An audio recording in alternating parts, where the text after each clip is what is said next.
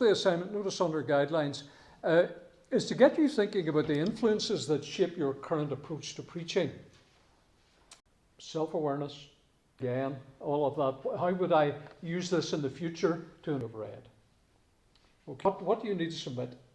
Well, first, notice this at the bottom, preaching grid. I showed you this yesterday and then told you that there is a sample, which I think looking at it this morning is a pretty brief thing. It's not, there's not a lot of detail on it. The person who filled that in 2 or 3 of the boxes just wrote about 5 words or 6 words.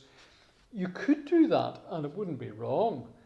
You might want to give a little bit more than just a line, thinking about the influences on your preaching.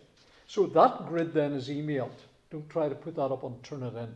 You email that to the tutors, either David or myself. Probably to me in the first instance. I think I'm the. We swap it around. David first marks the essay, the assignment 1. I'm the second marker of that, and then we reverse. So I'm the first marker of this piece. So if you email the grid to me, all right, then email me also the 3 listener evaluation sheets, the folk who have responded to you, okay, and then also email the preacher's sermon evaluation sheet. That's your own evaluation up there for you as well. So email me those 3 pieces and then upload your 2,500 piece on to Turnitin. Now, what are you marked on? You're only marked on the 2,500 word reflective piece on Turnitin.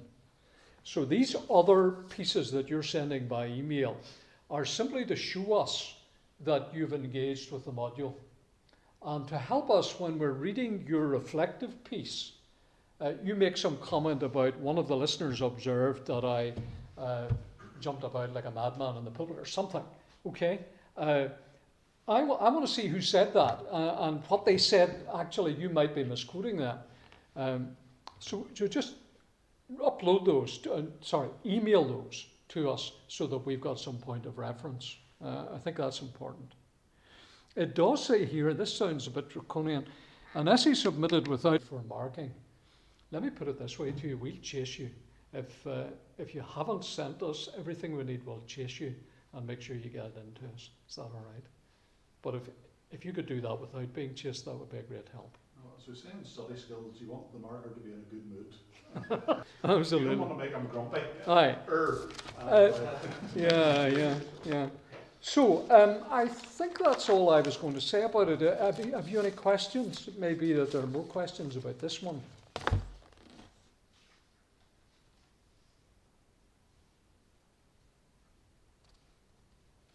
Time frame, David. What would you recommend on that? Yeah, again, I think it's one of those ones, where we're kind of encouraging people to, work out time frames. Obviously, you've kind of probably more of a sense of how long it takes you to write an essay.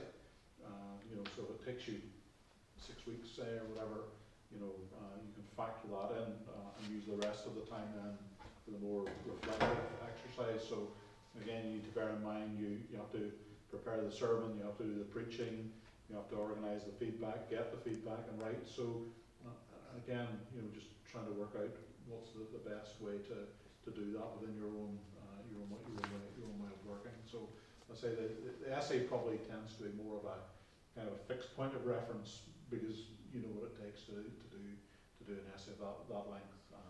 So I'd say the other one maybe a wee bit more of a unknown, so a little bit more forward planning perhaps. Yeah. I'm going to make a suggestion.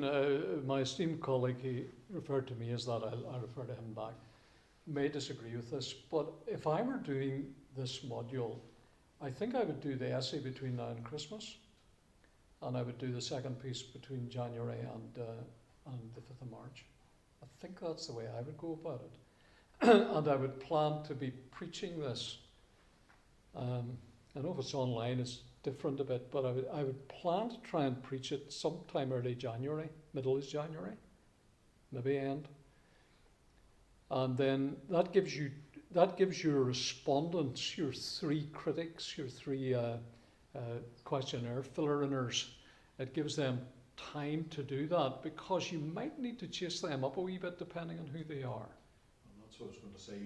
When you're thinking of who your three respondents are, do you think of people who you recognise are reliable, and likely to do this? Because you don't want to have to be starting to write their essay, but you're still chasing somebody up, and they're not going to hand it. Yeah, that's just a suggested approach to the way to do it, but The other you might find it. Sorry, the other burning question that people always ask is, should I get my wife to do it? Is very often a question, and there's absolutely no reason why you shouldn't ask your wife, but unless you're worried about the long-term consequences for your relationship. But I think probably it's better not to, just from the point of view that you're preaching. So it'd be nice to kind of hear another voice and have other input. So I think it's probably better maybe to think of The that. 2 words, wonderful, darling, don't cut it on this module. All right. So